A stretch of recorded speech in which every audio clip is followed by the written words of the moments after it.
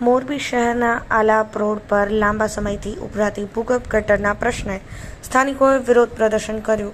કોંગ્રેસ આગેવાનોને સાથે રાખી સ્થાનિકોએ વિરોધ નોંધાવ્યો.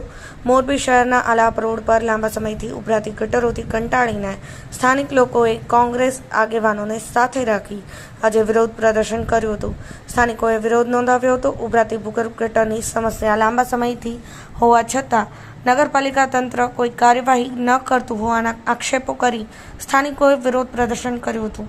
તેમજ નગરપાલિકા તંત્ર પ્રત્યે નારાજગી વ્યક્ત કરી હતી. આ બાબતે વાત કરીએ તો મોરબી નગરપાલિકા લોકોની સમસ્યા ઉકેલવામાં નિષ્ફળ રહી છે.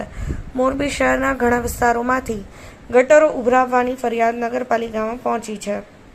જ્યારે શહેરમાં આલાપ રોડ પર લાંબા સમયથી ઉભરાતી ગટરને ગંદકીના પ્રશ્ને કોઈ ઉકેલ આવ્યો નથી. ત્યારે કોંગ્રેસ આગેવાનોને સાથે રાખી સ્થાનિકોએ વિરોધ નોંધાવ્યો હતો.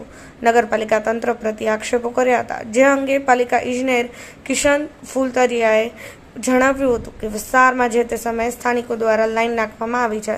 ભૂગર્ભ ગટરની સમસ્યાની માહિતી મળતા પાલિકા તંત્ર છેલ્લા 12 દિવસથી કામગીરી શરૂ કરી છે, જ્યાં સ્થાનિકોએ નાખેલ લાઈન શોધી યોગ્ય કાર્યવાહી કરવામાં આવશે.